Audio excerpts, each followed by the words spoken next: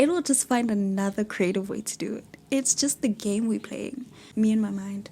It's like frot, and then we like frot, and then it's like frot, but the game never stops. The game will never stop.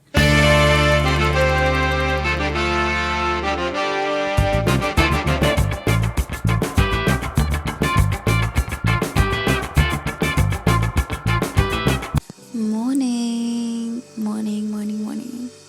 I'm actually up in the morning. Full disclosure, I didn't sleep because I had a bit of a rough night where I got triggered by something, and then I just kind of thought about it over and over for the whole night in a way that made it really difficult to reach a state of sleep.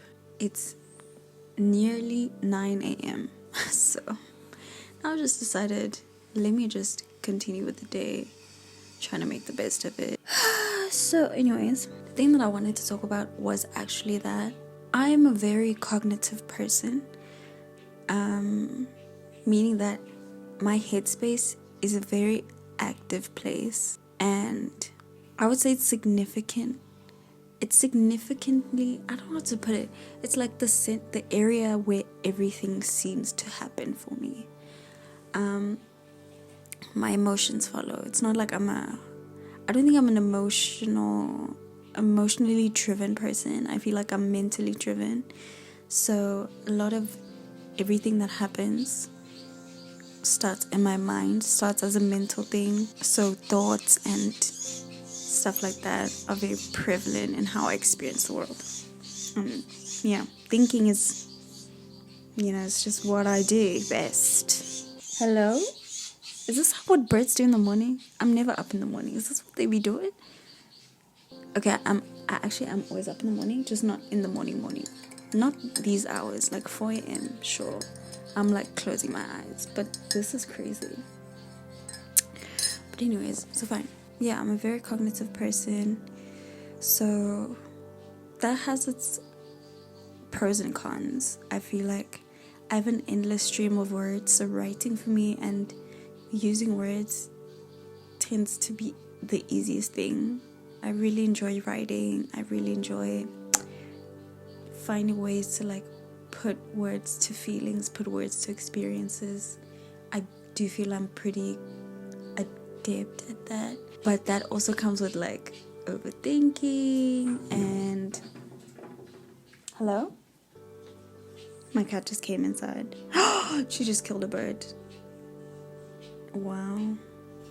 Is that what the bird was screaming because it was getting killed by my cat? Damn. But yeah. Oh, that comes with like overthinking, and then I struggle from like having an idea in my mind and then just struggling to let that idea go, even if it's not serving me or it's like hurting me or it's not true. Is it still half alive? Oh my god.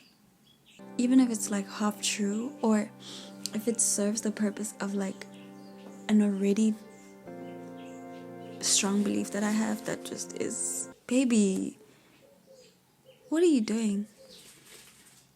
Oh, it's alive. Oh my god, it's alive. Am I gonna watch a bird die? No, I'm not gonna do that. Hold on. Okay, I'm back.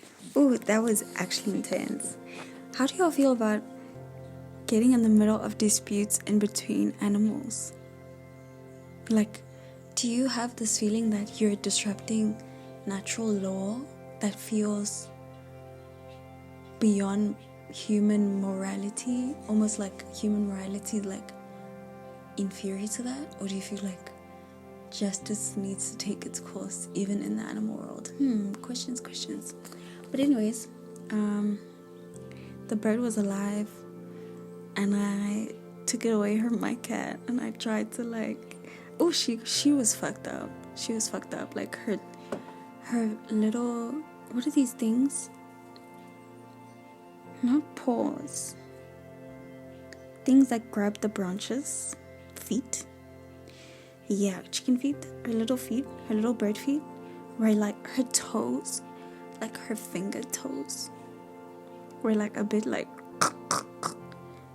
And I was like, girl, are you gonna make it? Because they fucked you up. Are you gonna make it? So then, but she can still fly, so that's good. But now she's hiding under a branch. But if my predator of a roommate finds her, I don't know, Angas. Or am I doing her a disservice by like letting her live? Because she'll live like with fucked up fingers, and she won't be able to survive out in the wild. The wild that is the trees outside my home. Actually, I have no fucking idea. Anyways, I just feel like a terrible person now, so that's nice. I'm drinking green tea. What was I talking about? Oh, I was talking about like the downsides of being cognitively inclined, which is like overthinking, struggling to kind of figure out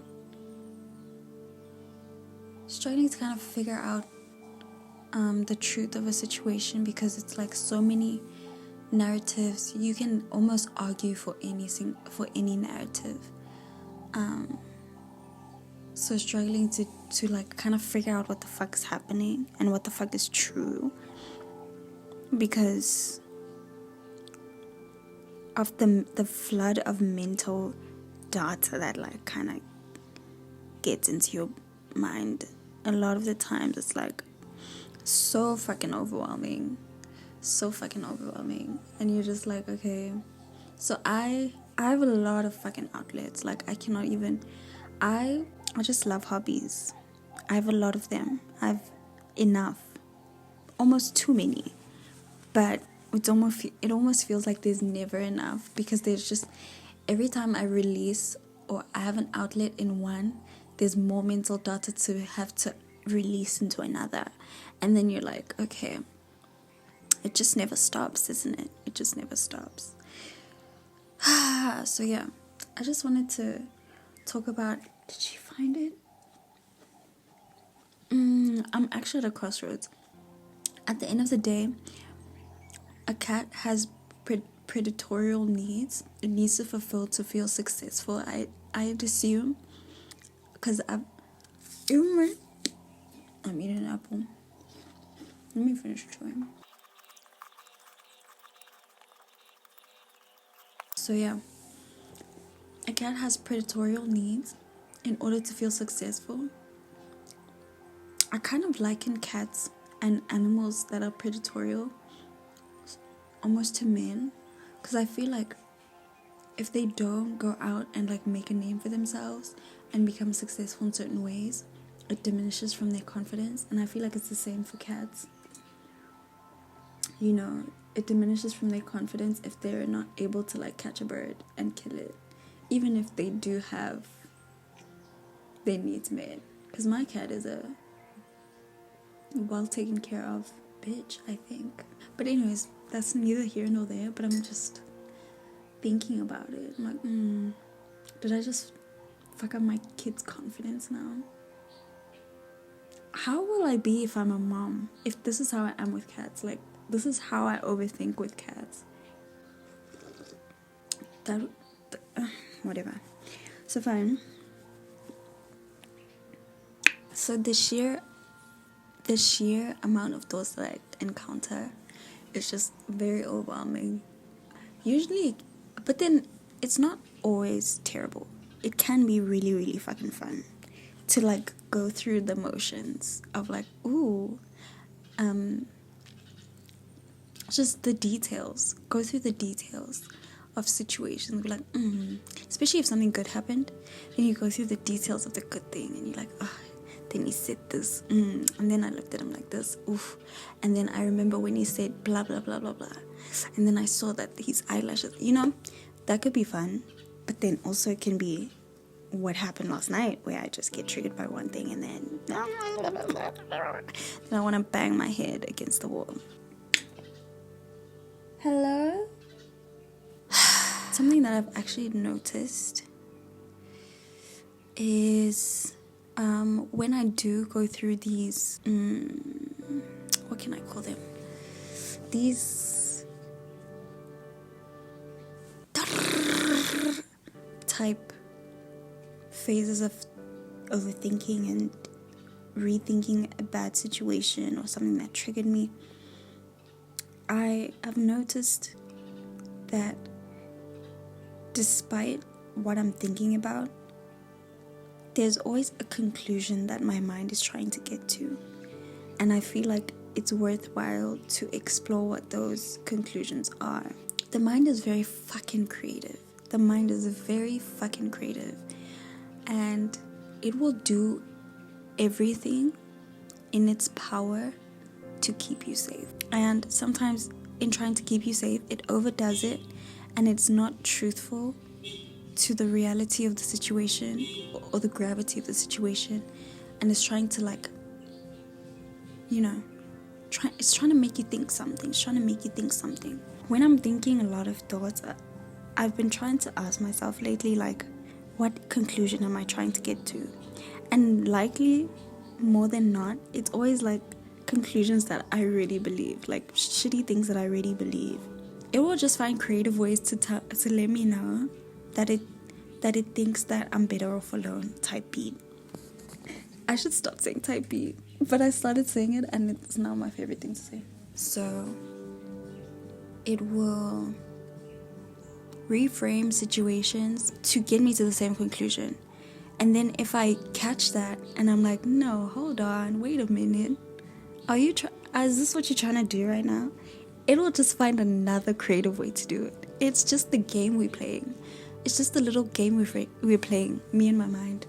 It's like frot, and then we frot, and then it's like frot, but the game never stops. The game will never stop.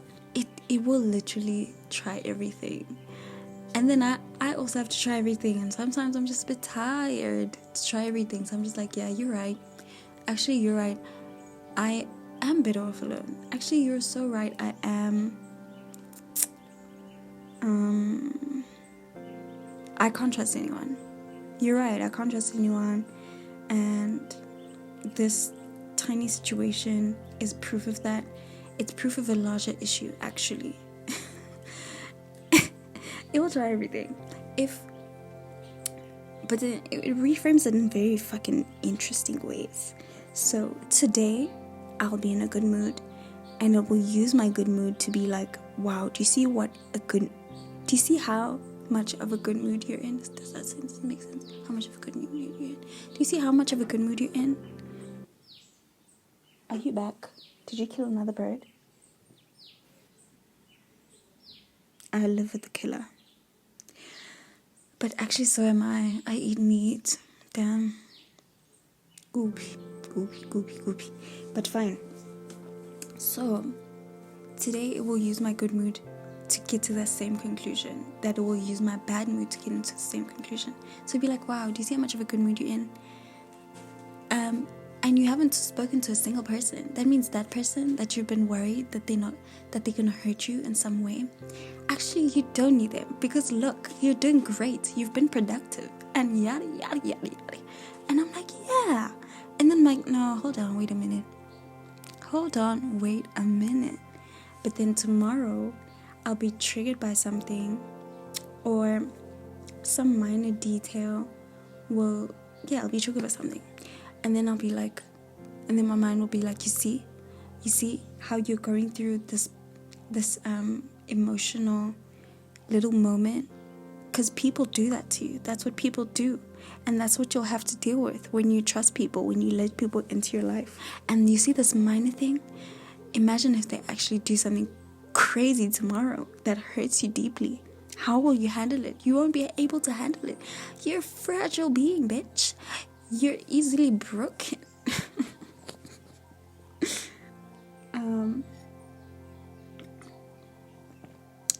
So yeah, that's what my mind will do. It'll just find creative ways in every scenario, but the conclusion is always the same. And the conclusion is usually a belief, right? So let me school y'all a little bit. I've been studying, I've been in exam season the last few weeks, and my course kind of slaps. I didn't, when you kind of unattached to your school life, And then you like have to study, but you have to start being attached to it when like shit gets real. You have an assignment, whatever. And then you're like looking through the shit and like, my course kind of bangs. So fine, my course kind of bangs. Oh, I'm actually learning from something from school. I'm actually getting educated, y'all. The education system actually works. And you're seeing evidence right now. You're hearing evidence right now. So fine. It's called, what is it called? Rational Emotive Behavioural Therapy. I think that's what it's called. Yeah, I think that's what it's called. And it talks about the ABCs. So it's a thing, it's a type of therapy that like is really into looking at your belief systems or your beliefs and how you see every event through your beliefs, right? And then that leads to the consequences of that, right? So it's the ABC. So A stands for the antecedent event, I believe. So anything, it could be anything, it could be a little situation, it could be a conversation, it could be whatever. And then it could even be thoughts, I believe, or emotions. I believe. I'll double check. And then B is your beliefs. So you only get to see is the consequence through B, because you see every single event through your beliefs. So beliefs not attaining to any like anything about, well, actually it could, but then it's not limited to like religious, spiritual type beat. It could be just, I believe that let me think of one. I believe that the world is a terrible place, right? I believe that the world is a terrible place and people are inherently bad. Let's say that's your belief. And then you go outside, you have an altercation with the taxi driver, or you have an altercation with someone in a queue for something, and they treat you poorly and you feel disrespected. The perspective through which you see that event is your belief. If your belief is, right, that the world is a terrible place, then this situation will be like, yep, and I said it. What did I say? I told y'all this is we in a grimy place. People are grimy. People are terrible. Blah, blah, blah, blah. And then that leads to the consequence of like just being maybe depressed a little bit about feeling like the world is shit and that people are inherently terrible, and this is proof of that. And now you're hardened or whatever it is. Maybe it's like thoughts. The consequence would be like thoughts of like, yeah, I said it. Or emotions of like feeling like isolating from people because it's like, yeah, they're shit. So that's how the ABCs works, right? And then the goal of like this therapy is to address those irrational beliefs so that, because events will happen. They will always happen. Bad shit will happen. Shit will happen in your life. But how you see that shit, according to this therapy, or this approach to therapy, has a large effect on how you tend to behave or feel or think. So they try to address your irrational beliefs, right? Irrational beliefs are like, they always have a sense of doom to them, a sense of damnation, like, and a sense of absolutism, and a sense of like it's never some people are shit. It's like all people are shit, and it's just a matter of time before type beat. So yeah, it's always like really, really rigid, not open to debate, not open to challenge, because it is what it is. It's absolute, it's deterministic. People are bad and therefore we are all doomed or whatever. So yeah, I've been trying to like notice what what beliefs are at the end of my thinking tunnels, right? What my mind is trying to get me to say the conclusion is. Very interesting beliefs are coming up. Things that I knew, but I didn't think were beliefs. I just thought they were like attitudes almost. I thought they were attitudes, but they actually are beliefs. They are kind of wedged in there, and I'm like, oh, that will be very hard to lead a happy life with that belief being stuck in there so deep. And yeah, guess I'm just noticing that. It's very interesting. So I'm really like, I'm a big promoter for like noticing what the conclusion is. What is the conclusion? When you're thinking and you're thinking, what is the conclusion that you're trying to get to? What is the conclusion that your mind is trying to get you to believe or to end up in, right? And that will determine if you will take the shit seriously, or if you'll be like, oh, this is just my mind doing a thing. This is just my mind doing a thing. It's actually not. It's actually not this philosophical theory that's like actually groundbreaking. My mind has done this before. It did this yesterday. It will do it again tomorrow. Because that's just what it's trying to do. It's trying to protect me. It's trying to protect me from failure. It's trying to protect me from hurt. It's trying to protect me from overusing my energy or using too much energy. It's trying to protect me from dying, like literal dying. It's just trying to survive. This bitch is trying to survive. But I'm not my mind. I'm not trying to survive. I'm trying to live, bitch. I'm trying to live, you know what I'm saying? I have a lot of energy. Well, it's not true energy. I haven't slept, so it's not real energy. It's fake energy. But yeah, after like the night I've had, this is really a positive turn in the right direction. Yeah. I've just been noticing that. So yeah, I think I'm gonna journal now. This is actually really nice and cute and short, and I think I'm gonna journal now. I had a good time. So yeah, let's all just notice the conclusions we're trying to get to, because I promise you, it's not that new. I promise you, it's not that new. I promise you, it's the same shit. It's the same shit usually.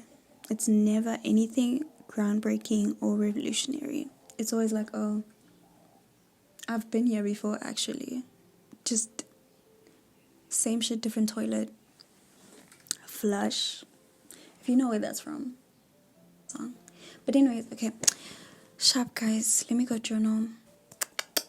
Oh, I'm kissing y'all. Oh, when else did you get a kiss? No, don't tell me. Okay.